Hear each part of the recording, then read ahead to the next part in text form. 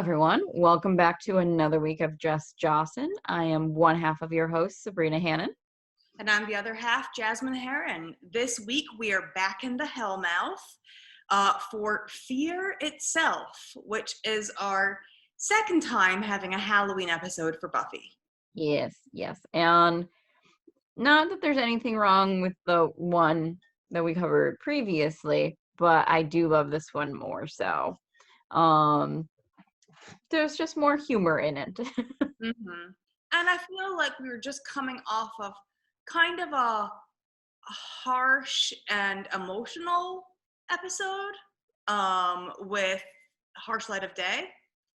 So this is kind of a Welcome theme. reprieve.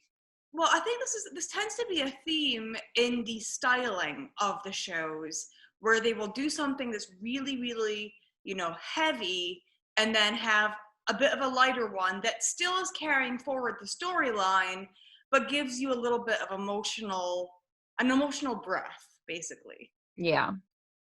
In this episode, one of the few things that they don't have are vampires in this episode. And it's actually it's one of the, I think there's 7 episodes total throughout the series that don't feature vampires, and this is one of them. Now the title of Fear Itself is in reference to a very popular speech that Franklin D. Roosevelt gave. The only thing we have to fear is fear itself. Mm-hmm. But we start off the episode with this amazing shot from the inside of the jack-o'-lantern, looking out through the eye hole at Xander wielding a knife. Yes. And so, and Willow and Oz are there, and we see them immediately as well, along with Xander. And then we find out Buffy is also there, but she just has her hand in the pumpkin guts in the bowl, just like, woe is me, I hate my life, let me squeeze these pumpkin guts. Have you ever done that? Oh yeah, anyone who's ever gutted a pumpkin, I think at some point you're like, it dries out my hands a bit though, so I don't tend to do that really. Like Sarah Michelle Gellar must have had to like really lotion up after that. If they even used real pumpkin for her to be messing with that. Yeah. But because I mean, she wasn't. Anytime I've messed with pumpkin guts, have to wash my hands after, like, because they are slimy and gross, but fun to play with. And we have some really interesting lines here. We again have Willow and Oz and Xander bantering back and forth. Xander's talking about watching movies for Halloween. But then instead of getting Phantasm, he's accidentally ordered Fantasia from the movie rental place. And Oz just quietly says, maybe it's because of all the things we've seen, but I'm no longer afraid of hippos and tutus. Yep. And this is something that would not happen today, right? There are no movie rental things like this. You would just stream it, and it would be quite bizarre if you were trying to stream something else and something so different like Fantasia popped up. Unless someone was trying to do an illegal download. Yeah. And then like, oh, I thought I was downloading Phantasm, and instead it's Russian porn. That happened to in college. My friend Jay, him and his parents were going to watch Pirates of the Caribbean, and I get a call from him going, Sabrina, is there a movie other than Pirates, like with Johnny Depp in it? Like, is there another version of Pirates that doesn't have Johnny Depp? Because at this point, Pirates of the Caribbean was so popular, people would just call it Pirates.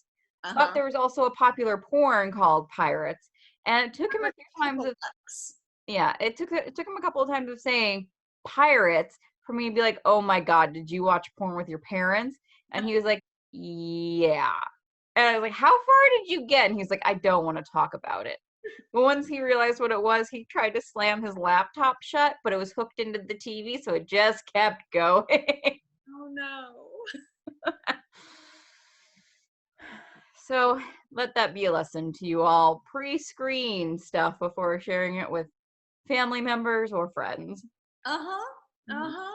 Uh-huh. But Willow mentions that they are actually going to a party instead, and they invite Xander, and Xander feels a bit left out. You note it, that he is feeling a little left out, and he is grateful for them to include him in the college world for the Alpha Delta House Halloween party. Mhm. Where they also said that like they went all out last week. Um, so Alpha Delta was, I don't think it was the previous week. Was that where they went to their first frat party? I'm wondering if it's the party that they went to, like that Parker took Buffy to. Honestly, like The I'm one that one. had Tig. No, no, that was Wolf House. That was Wolf Oh, House. He yeah. said, I want to invite you to the party at Wolf House. Um, Alpha Delta said that they had the best parties. Um, and they apparently have a haunted house. Even Oz says it's bordering on fun going through the haunted house to get to the party. Mhm. Buffy says that she's going to go home. She kind of like agrees to go, but doesn't seem so interested. Mhm. And when she is walking home by herself, first of all, we have like the Scoobs being like, she's suffering from, as Oz puts it, post Parker depression. Yeah. Um, And Xander says, like, am I the only one who here wants to like smack that guy? And they all raise their hands. well, yeah, because this guy has treated their friend like dirt. Yep. And any good friendship group is going to be like, our friend is hurting. We want to pummel that guy. I Yep. mean, usually you don't actually pummel the guy. You just give dirty looks and, solidarity to the friend. But Buffy's walking home and this demon jumps out at her and goes, bah! And she punches him, as she is known to do with demons that attack her, and knocks it down. And it's a guy who says, geez, lady, what's your problem? Although, if you just go up to some random person and like lunge at them, expect to get hit. Like, Even if it's not some random person, if you're wearing a mask and it's at night and this person who happens to be a female is walking by themselves, if you jump out at them, be happy if you're only getting punched in the face. Like that guy had no reason to act like that was Buffy's fault. That was his fault. mm-hmm. He deserves what he got. But yeah, so then he says, what's your problem? And Buffy says, that's what I'd like to know. As if she thinks that there's something wrong with her. And there's nothing wrong with her. This was definitely a Parker issue. Mm-hmm. 100%. And that's going to be something that carries all the way through this episode. Mm-hmm. And so we're at school in the lunch line, and Willow is talking with Buffy about how she wants to take the next level in witchcraft, which is conjuration and summoning. And at first, Buffy says, well, if it's too hard, don't do it. And Willow's like, that's not encouraging. And Buffy says, and I love this, she says, this is an encouragement talk. I thought this was share my pain. And I really feel like a lot of times when you're talking with a friend, you kind of need to give the disclaimer of what kind of talk is this? Is this, I just need to vent, or will you help me with this problem? Yeah. So I appreciate her saying that. Like, whoops, let me change tracks. Like, I was doing the wrong thing. Let me change tracks. But then Oz comes up and immediately says, "You didn't encourage her, did you?" And I love this scene Yes. because he points out to her that what she is doing is dangerous. That he is concerned about the path that she is taking. However, whatever decision she makes, he will back her play. So I think that is a good friend, a good boyfriend to say, I'm concerned about this. There are concerns, I am worried about you, but if you still go through with this, I'm here to support you. Like, Mm-hmm. Yeah, so this is like the perfect example. One of like this is a key marker of a healthy relationship. One of the things I have to do with work is talk about the healthy relationship wheel. And one of the things is like supporting the other person. But whenever I talk about that, some people think that when you support someone, you just blindly agree with what they're saying. That's not true. Like if you have concerns, feel free to voice those in a constructive way, and then but make sure the message of like what Oz does, I trust your decision making, I'll back you 100%. Just know, like, I want you to think about these things. mm-hmm. And so I do think that was a healthy relationship, Mm-hmm. although that won't last much longer, but Mm-hmm. healthy relationship. Also, this is the first time I've noticed this. Oz was wearing a Louisville basketball shirt. Oh, was he? Yes, he's wearing a Louisville NCAA, and I was like, oh hey, that's where I live now. Of I all the wonder many years I watched it, I'd never paid attention until this viewing. I wonder why he is wearing that. Like, He found it at a thrift store. Like, I wonder. But yeah, so after that conversation, Buffy sees Parker in the cafeteria and she bails. And Willow follows her and, is like, don't let him chase you away. And Buffy's like, I just can't deal with this, which that still counts as him chasing her away. There's no big distinction there. But So she doesn't want to have to sit in that room with those feelings. It is easier for her to just walk away from the feelings right now than it is for her to be in the room pretending to be okay when she really doesn't feel okay. Mm-hmm. And so she says, like, she doesn't know if she can even go to the party tonight, because she'll probably have to patrol. And Willow's like, but it's Halloween, like that's the deal at this point, everyone. Vampires, goblins, ghouls, whatever, are like, yeah, I'm sleeping in tonight, staying in, having some cocoa. But she, as in Buffy, she decides that she's going to stop by Giles and he will tell her to go patrol and she'll be off the hook. She gets there and Giles is wearing a sarapa and a white he says it's a sombrero, yeah. but it looks to me like he's just wearing a lampshade. Yeah, it's a very decorative lampshade. It's yeah, choices. And he's so like festive, and he has the little like hanging Frankenstein's monster like doll that chatters and lights up its eyes and wiggles, and he's got candy, lots of candy. Yep. And Buffy is shocked because she thought that Giles hated Halloween. He was like, no, did not hate it. I was just too busy before to enjoy. He was like, I was being the watcher, stern watcher, and now he's not the watcher, so he gets to just be a person.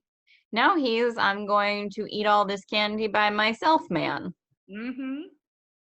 But yeah, he says, Buffy does not need to go patrolling. She knows the deal. Everyone's staying in and having cocoa. She should go out and do what she wants. Which is not what Buffy was hoping to hear. And yet again, I think she's just so shocked at like Giles and his outfit. She does have him remove the lampshade as he is talking to her because it is very distracting. So we go back to the fraternity house, Alpha Delta house, and the guys are getting ready for the party, and they're talking about, scaring girls to get chicks. And apparently there's only one holiday that it does not involve getting chicks, and it's Arbor Day. Yep. And someone has found an old spell book with a symbol to paint on the floor. You should never do that. You should, No. if you learn anything from horror films or like TV shows, never take the old book in a different language and the, summoning, and just don't do it. Just don't tempt fate that way. Also, as someone who like lived in a college, like I know it works a little bit differently for frats, but even still, like, why are you painting shit on the floor? Why?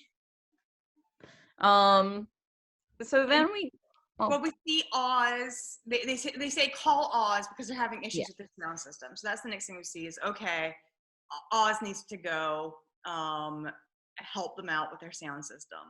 And I love how Oz is just his name's just casually thrown about. Like, yeah, because he's just known about on campus at this point as, I'm sure among many things, as someone who has access to sound equipment. mm-hmm. Before Oz is summoned there officially, Anya shows up at Xander's, and Xander's uncle Rory has let him in and smells of peppermint schnapps. And this is yet another time where we kind of get the idea that Xander comes from a family of alcoholics. Mm-hmm. And well, we've talked about Uncle Rory before. Uncle Rory gave Xander in the Zeppo his car because he had so many DUIs, he wasn't allowed to drive it anymore. Yep. So it is cemented that Uncle Rory still has a drinking problem. mm-hmm. And peppermint schnapps? Oof. And this is early in the day. Like, this is My guess that's why it's peppermint schnapps. Yeah. They'll just think it's mouthwash. And so he invites her to the party, and they actually have the conversation where Anya says, like a date? Is that what we're doing? Are we dating? Like, right off the bat, direct to the point, Anya. Although, and here was another part I loved. Xander says, you said this thing to me, and she goes, and you believed me?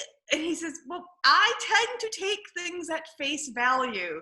If you tell me something, I'll accept it. And she says, well, that's stupid. And he says, I accept that.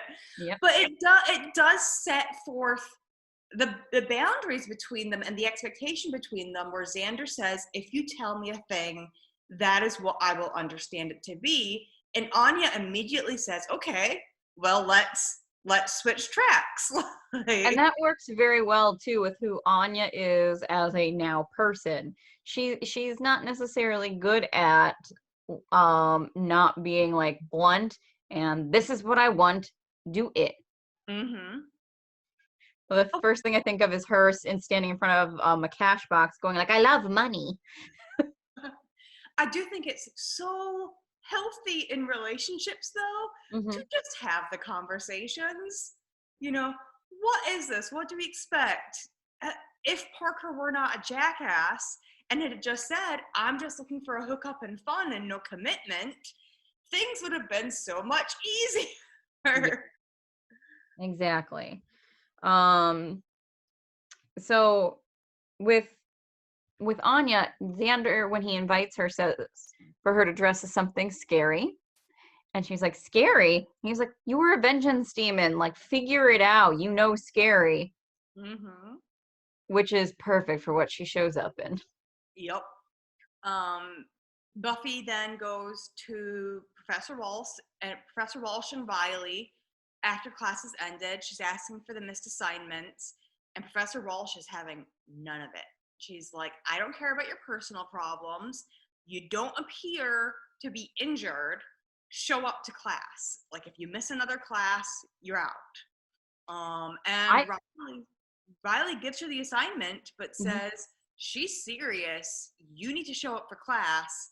You've not been doing as well as you were at the beginning of the semester, and you should realign your priorities. Yeah. And I don't know, like, when I saw that, like, I was shocked that Buffy went. It looked like right after the class was ending, but even if it wasn't right after her class, If it was after another one of Professor Walsh's classes, if it's the same day, don't do that. Don't do that. You send an email Yep. and ask if you, because it's an insult to your professor.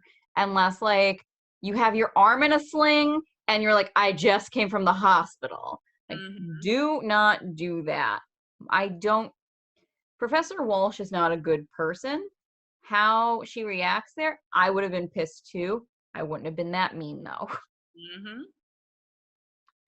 But and Riley gives her a good, pep talk. And that's even what Buffy refers to it. And you can see this is the first time where when Buffy walks away, how Riley looks at her. It's that little bit of intrigue. Yep. Like, Buffy Summers. Just she gets under your skin. Yep. As Spike finds out as well. Yeah. Very true. And so then we flash forward to Oz and Xander bringing sound equipment to Alpha Delta House. And I feel for Xander here, where the guys are like, you should pledge Alpha Delta, and Oz immediately outs him. Yeah. It's like, oh no, he's a civilian, he's a townie, and immediately they're looking down on him. Ew, you look so normal. Is he cool enough to come to our party? And Xander says, I'm standing right here. Like, I'm not invisible. I am not less than. And, macho jerk, like, bullshit. Dude, bullshit, where I've noticed this, and maybe this is a little bit of toxic masculinity. Guys getting together and constantly trying to put each other down. Like, I don't think that's a bit of toxic masculinity. I think that is toxic masculinity. Like trying to establish a hierarchy of pecking order, yeah. I mean, I remember being in middle school and girls doing that a lot, but I feel by the time I got to high school and college, there was less of that hierarchical cattiness and more just support. Yeah. Like, being a 12 to 14-year-old girl is hell. It is probably the shittiest time of your entire freaking life because everyone sucks. However, I do agree, like, my experience as well, like, it's just people, like, banding together, like, women banding together to, like, lift each other up. Now, I'm sure that there are situations where that is not the case. Like, certain groups you can join or whatnot where you will get that shitty edge, maybe especially in like the corporate world, but it's a bit, I agree that you see it more with men. They're doing everything but pulling out their dicks and measuring them. And so Oz says that one of the speakers is crackling. He pulls out a knife that he just happens to keep on hand at all times. Good old Oz. He wasn't in the Hellmouth, to be fair. He was going to strip the wire, but he accidentally cuts his hand, and some of the blood spills on the demonic symbol. And then immediately we see, and I have to look away, that the fake spider turns into a real tarantula and starts like,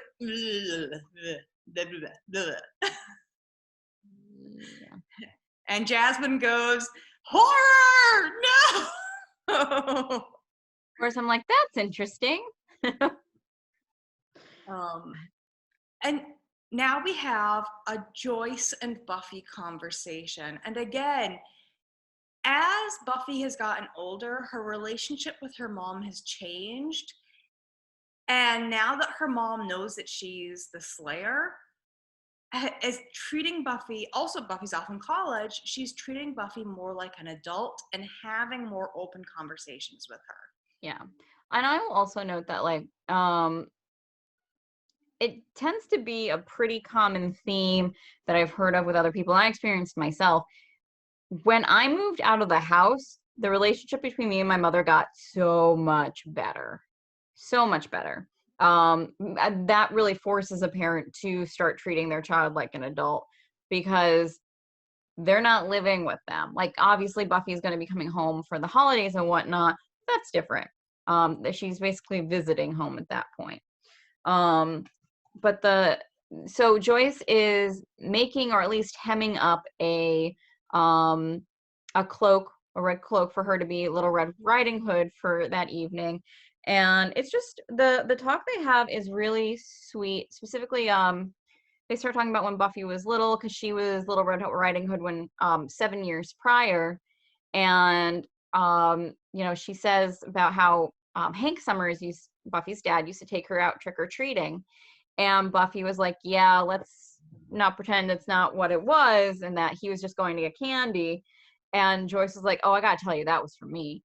And he said that, and Joyce specifically says, your father loved spending time with you. To which Buffy replies, not enough, apparently. And Joyce does, reassure Buffy that the divorce had nothing to do with her. And which, again, okay, I really appreciate. And there was a period of time in the show where Hank Summers was a far away dad, but was still a dad, was still showing up. And it seems like as the seasons go on, there is less and less and less of an appearance, and until eventually he's just completely absent father. Yeah. And the worst of it is when we get into season 5? Yeah, it's season 5 when, yeah, that is horrendous. But the only thing that Hank Summers is doing now is paying for, or helping to pay for Buffy's education. That's it. Yeah. And, Buffy says that sometimes she feels that, she should just shut down. And Joyce says, I thought that was easier for a while. Like, and then I tried dating and the guy was a homicidal robot. So that answers our question too from before. It's like, does Joyce ever learn the truth? She clearly does. At some point, Buffy must have been like, funny story, Mom. Oh, well. Ted. Either that or her mother was like, so what was the deal with Ted? And yeah, so she says, I actively have a life now with a strong social network, like a support group of friends that she did not have previously. And she might not be the social butterfly that she was when she was younger, but she has a strong group and strong connections. Yeah. And I think that's a very adult conversation for her to have, where she even exposes some of her own weaknesses to her daughter. Yeah. I think it's also worth mentioning that, so we do see that, like, after Buffy, while Buffy ran away, her mother did, like, she went to that book group, but then the one friend she really made from there wound up dying in her house. And I wonder if she ever went back to that book group, or if these are new friends. Yep. Joyce has definitely had also a wild ride with acquaintances in Sunnydale. Willow's mom. Moo, yeah. Ooh. Giles, that was a wild ride. Was that mattresses speaking? Well, that was my attempt at making the sounds of the police car squeaking. Okay, I was like, there was a mattress, it was a police car. Yeah. Well, I would imagine if you were on the hood, it would squeak. I don't know. That's the best those are my hood noises, okay? So we flash forward to the party, where it starts off like just party background, and peeled grapes are supposed to be eyeballs. But when the girl takes off the blindfold, they actually are eyeballs in her hand, she starts screaming, and immediately, we see anarchy and all hell has broken loose in this party. Lots of scary things are happening. Everyone's screaming and running. Yep. And then Buffy meets up with initially Xander, who is Xander Bond, Mm-hmm. James Bond. And then Willow is Joan of Arc, and Oz is God, which is a fantastic costume, like how they introduce what he is, saying like Joan of Arc had such a close relationship to God. And then Oz moves his shirt a little bit so you can see the hello, my name is God. So there's one scene before where Willow is getting ready to meet up with Oz and meet up with Willow and Xander, and she's walking down her hall, and you see everybody in their costumes, and there's a girl dressed as a present and a guy dressed as a lobster having just a relationship fight. Oh, I wasn't flirting with her. Why do you always deal like? And he's like all lobstery. Also, those costumes are too good to be in college. I'm sorry. Like everyone in that hallway has a really like good costume, it looked like. Oh, see, I remember my Halloween in college. We had good costumes. We put effort into our costumes. Although I also knew a lot of people who were like in fashion design and stuff. Yeah, I was gonna say like that was like this is just in a random dorm. You knew a lot of people in like theater stuff too. So like theater kids, they're their own kettle of fish. By the way, there is always that one guy on your hall who is dressed up as a hot woman. Oh yeah, I thought you were gonna say a lobster, and I was like, I did not experience that. I've never seen someone dressed as a lobster before. We always had that one guy dressed up as a hot woman who usually was pulling off the fishnets and the high heels so much better than they should have. And you have that moment of, like, you have very well-defined legs. Watching RuPaul's Drag Race, it's amazing how many of the drag queens got started and their first time in drag was Halloween. Yep. But so while Buffy and the Scoobs are walking down the street going to the party, they run into the Initiative, but it's Halloween, so they just think that they're like guys who are really into their costumes because there's only like 3 of them patrolling about. And they just think that they're weirdos. Yep, and one of them gives Buffy a look. It's hard to tell with all the masks and everything, but one of them sure comes it's Riley and gives Buffy a look. Yep. One of the first episodes where there were multiple people of color throughout the episode. Yeah, we've already seen 2 or 3. The guy at Alpha Delta, there's 2 guys at Alpha Delta. The first guy who was bringing the spiders. Yeah. The second guy who is like running down the stairs and hiding and cowering in the closet. We've got the guy that's dressed as a woman in Willow's hall, inviting Willow to come to her room. And seriously, I feel like this is the first episode where, the guy that gets punched in the face. He was also a person of color. And I was surprised. I was like, wow, they actually found more than just one, oh, hey, here's our black guy. Or Asian Joe. Yep, or Asian Joe. Yeah. Now keep in mind, these still are not main characters. They're just people in the background. We could be doing better. Yep. There's also, so as they're walking after they see the Initiative, there's this really important conversation I think that happens where Xander says he invited Anya, that she's going to meet them at the party, and Buffy says, all third-wheeled Buffy, and Willow's like, no, and Xander says, come on, Buffy, technically you'd be a 5th wheel, and Willow's like, Xander, and like pushes him back with Oz, and the look, like even Oz is looking at Xander like, you idiot, why did you say that? Like, but do you see the immediate decoupling of Willow and Oz? Like immediately Willow's like, I've got my sister's back.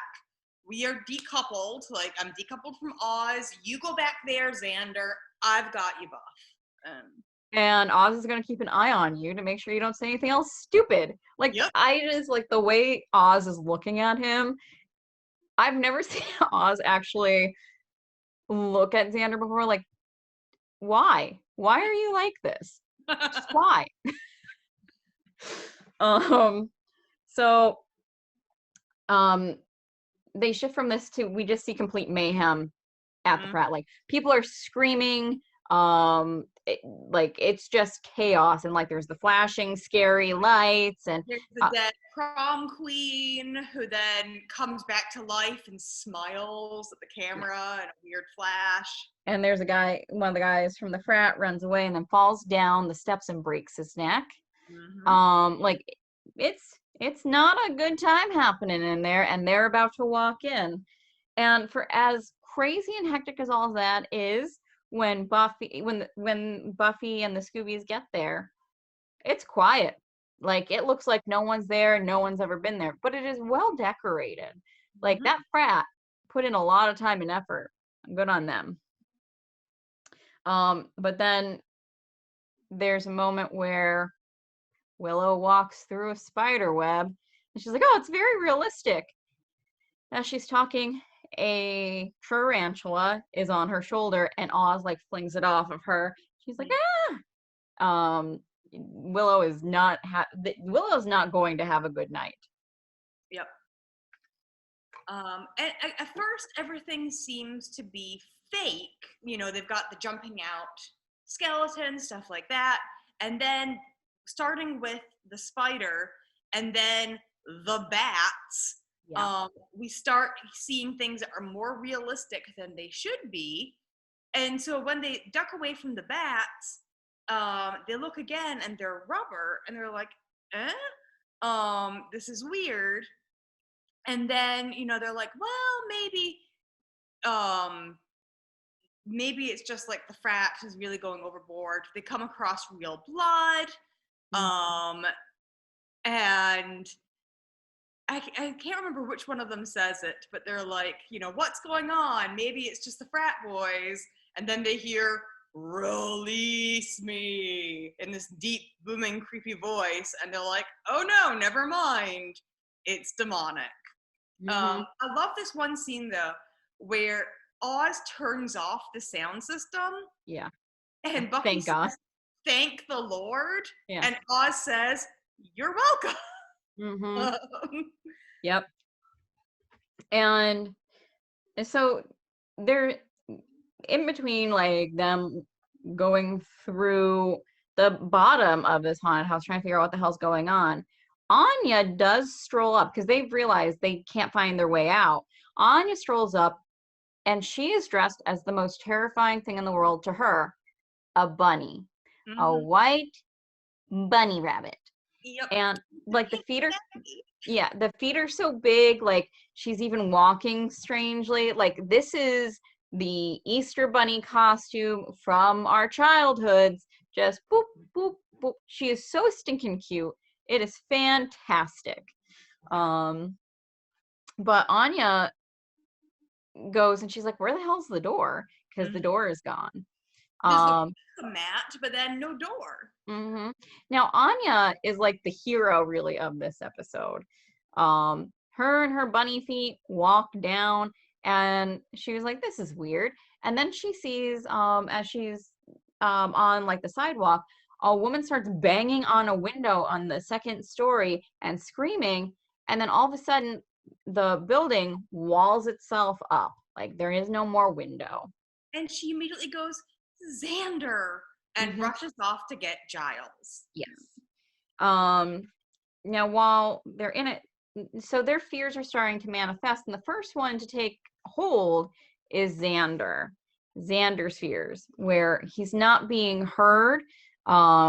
He's trying to talk, and I'm wondering if they can see him still, and it's just first they can't hear him, and then they can't see him, or if he goes all at once. But you know, they're trying to figure out what's going on. Xander actually does have like some answers, but then Buffy's like saying stuff, and he's like, "Yeah, no, I'm saying that and he doesn't realize yet what's happened to him. Yep. They find Chaz in a closet, and then he says something's alive, and then the skeleton attacks Buffy, and there's a pretty nifty like shot where it goes from plastic, it scrolls down and it's the plastic dummy skeleton, and then it scrolls back up, and all of a sudden it's all like a fleshy, realistic with one actual eyeball skeleton. Yes. That does attack Buffy, and Buffy punches it. And I do think that that's the moment she fights against the fear, it goes back to being fake. Yeah. Like, if she had reacted with fear, it probably would have been more of attacking, but because she immediately like lashes back, it goes back to being fake. Mm-hmm. Yeah. So Buffy did bring in her little basket a bunch of weapons because she said just in case. Like she's done this before. She's tried to have a Halloween and things went haywire, which is also why Xander dressed as James Bond. Yeah. And Buffy did warn him that he'd probably just turn into a waiter, but he was like, "Hey, still better." So Buffy says, she's going to take on what's happening, and everybody else needs to get out and go find Giles, the one person who could actually help. Willow is very upset by this because she says, like, she can, like, conjure them out of this. And Buffy says, Willow, let's be honest, like, your spells are 50-50 at best. And Willow just goes, your face is, like, 50-50. Like, what Buffy is saying, it seems by Willow's reaction, is accurate. But then Willow says, like, I don't want to be your sidekick. The thing is, technically anyone who's not the Slayer is a sidekick to the Slayer, and that's okay. Well, I mean, I'm going to disagree there. I do think that Buffy is the chosen one. But she should at least have said, okay, let's take a moment, take a breath, talk about what this spell is. You're just supposedly summoning up a little piece of light to point the way out of here. But Willow was saying earlier in this episode that she's struggling with conjuring. Well, like, she didn't say that she was struggling with conjuring. She says that she feels like she's plateaued. Oh, yeah. She said that she's done all the other things and that she's plateaued, and she wasn't sure if she was ready to take the next step. Gotcha. Yeah. So that to me doesn't mean, you're not good. It means, are you ready to like jump up to the next level? There is some validity though when there is this kind of stuff going on, adding in more magic, right? Like that is a very valid concern. Also, again, obviously the characters wouldn't know this, that the show is called Buffy the Vampire Slayer. It's not called Buffy and Willow and everyone else. So like there's that bit of Buffy the Vampire Slayer, anyone who's not Buffy is a sidekick. The Scooby team assemble. Anyways, there is a fight. Oz follows Willow. Xander's trying to talk to Buffy and then realizes that Buffy does not see him. He goes and finds his reflection in a mirror, and then the fake head on the table starts like talking to him as a real like goopy eyeball, dismembered head. Now this is because we see, so they split up into twos, and then Xander and Buffy are split. And then we have Willow and Oz who get split as well because Oz starts changing. It's not a full moon, but he starts werewolfing out. I felt so bad for him when this happens. So he starts changing and he runs away from her because he's afraid he's going to hurt her. She's like, we need to get chains, and he runs away. And then you just see him in a bathtub saying, I'm not going to change. I'm not going to change. And his voice is cracking. And he just looks so scared. And And the fact that this is his fear, that his fear is that he is going to hurt his loved ones because of the side of himself that he can't control, you know, Yeah. which is something that ultimately ends up being realized, but in a different way. But yeah. Yeah. And then there's another thing. So Willow does her conjuring spell, the Radia, the goddess of the lost. Immediately,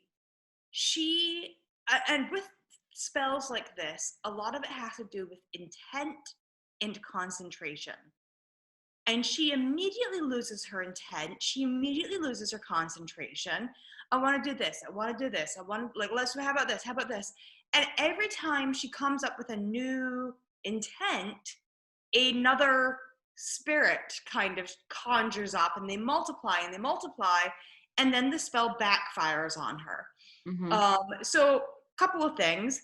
Maybe she never did the spell correctly to begin with, and it was just the fear, or maybe the fear like altered the spell, and magic came back on her. But were she trying that spell to begin with, she never should have been, asking all those questions. She should have centered herself first, figured out what she wanted to do, and then cast the spell. Yeah. Yeah, like that little light was not pleased when it's like was given suddenly multiple instructions and had it just kept dividing, and then it was basically a swarm of bees. It was like, I think they probably, whoever animated that, looked at how swarm of bees operates and went off of that. Did you ever watch the X-Files? No. There was an episode about these insects that basically ate people at nighttime when darkness falls. And they glow bright green. And so as long as you stay in the light, you're fine. But if you go in the dark, they become active and swarm and kill you, like eat you alive. It was terrifying. But that's what it reminded me of. I looked at it, I was like, oh my God, it's when darkness falls. Did you notice, like, with this episode, so versus the first Halloween episode, the outside being like how they were addressed affected their inside. This time it's the inside affecting the outside. Like what's happening in their heads. I don't know if they intentionally did that or if that was the plan, like if that's where it came from.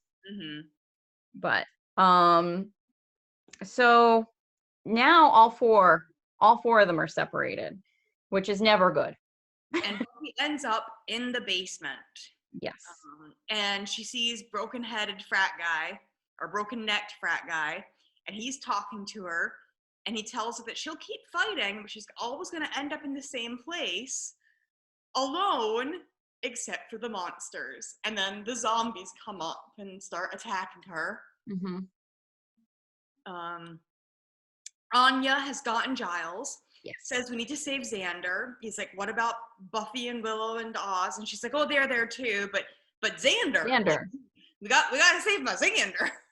And poor Giles also just sitting by himself with his big bowl of candy, just chewing on his candy, waiting for someone to show up, like the trick-or-treaters. And so he's rescued too, but in a different way. He's being rescued from diabetes. Yes. I love this point where he says, we need to make a door. Oh, yeah, when they get there. And the look on his face, like the Ripper is there, and he was just happy to have a chainsaw and to be chainsawing something. He has to bring his supplies, and you're thinking, like, magic supplies. He's got his magic supplies and his chainsaw. And Chainsaw Guy, I feel like, is in almost every single haunted house I've ever been to. There's been the guy with the chainsaw. Or hayride. Yep. There's always, so around here, there used to be this haunted hayride, and I definitely went on it with you at some point, Jasmine. And the guy with the chainsaw, so there wouldn't be the chain on it, but it would be running. And every person I know who has gone on that has had the chainsaw rammed up their butt as they're sitting on the hayride. Like, everyone I know is like, yeah, did you ever have that happen? And they're like, yeah, they're clearly aiming for your ass crack.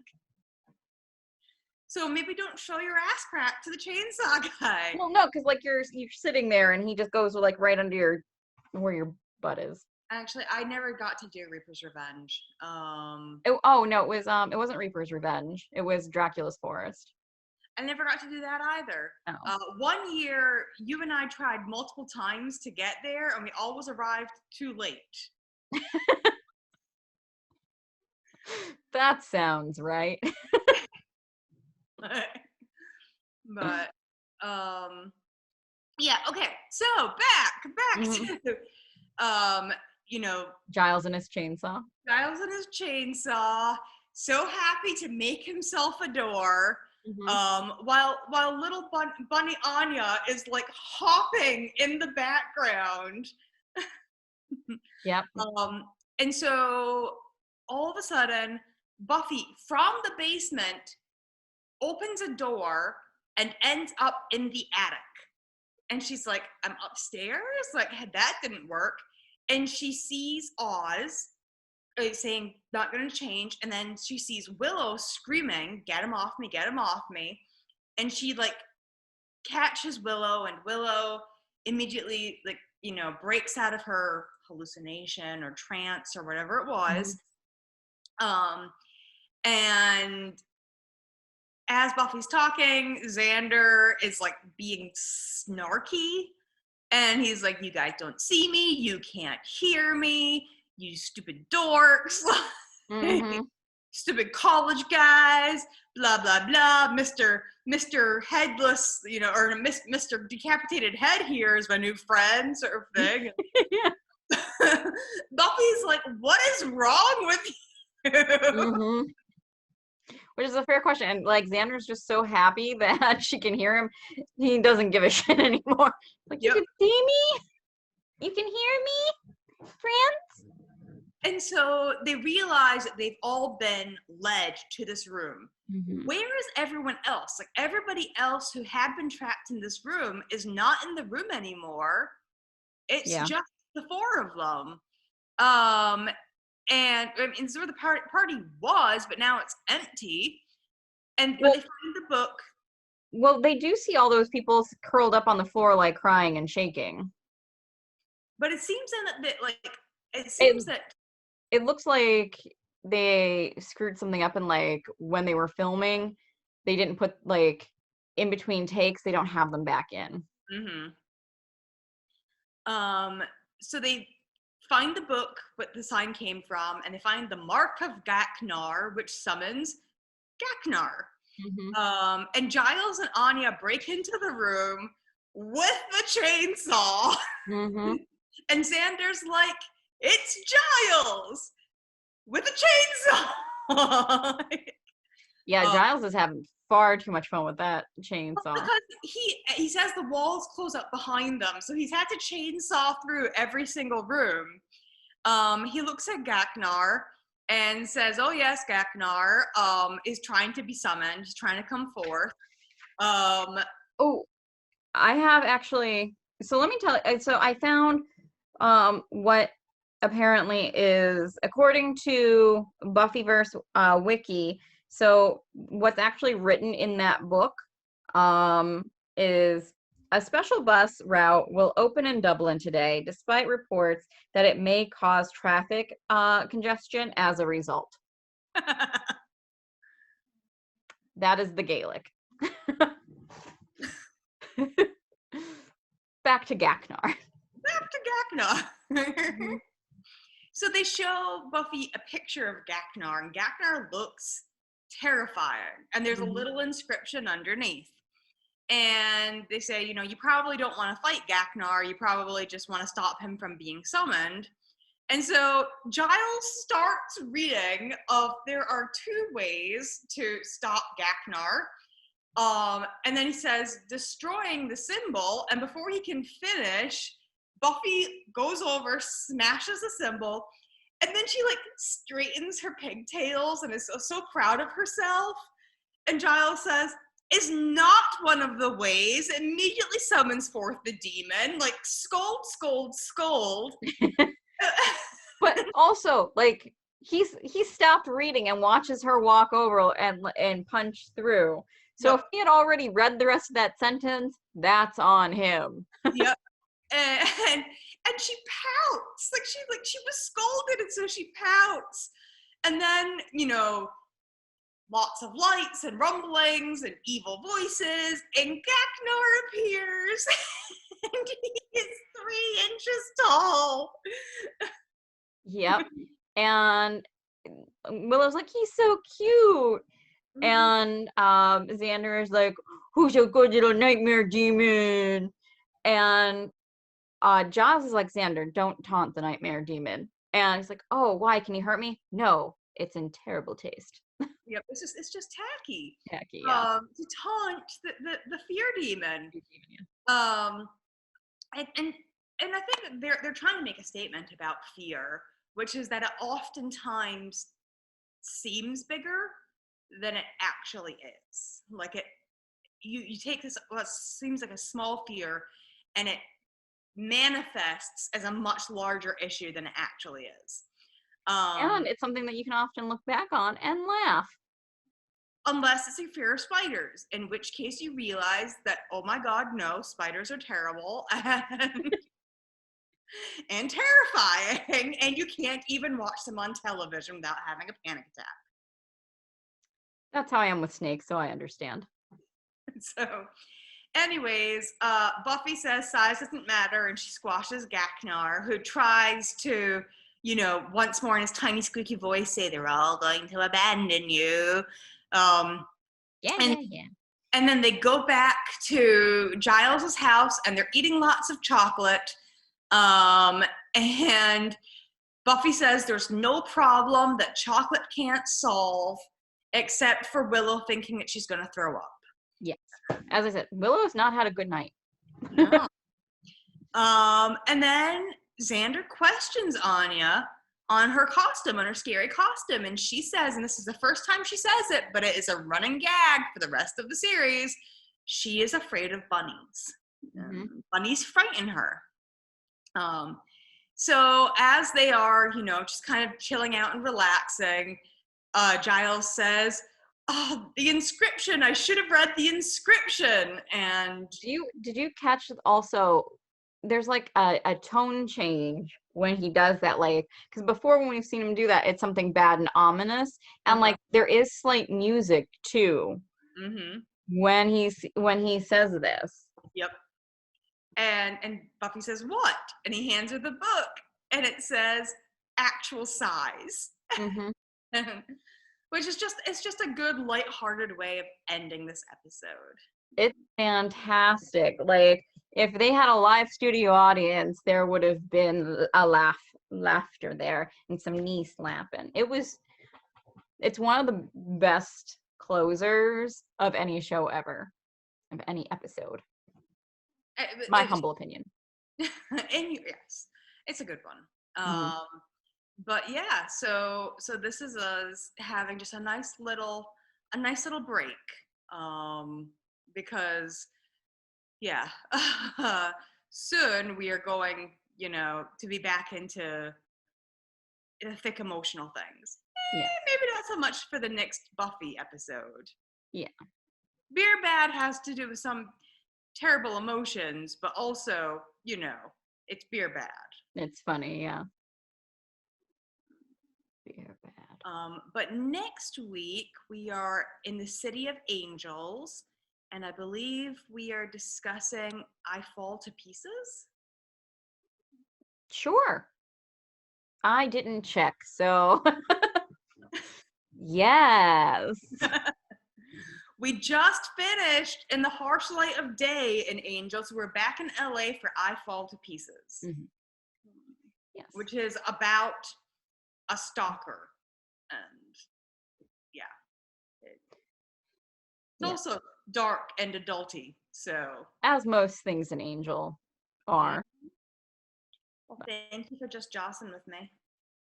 Thank you for Just Jossin. We will catch you in bright sunny LA next week.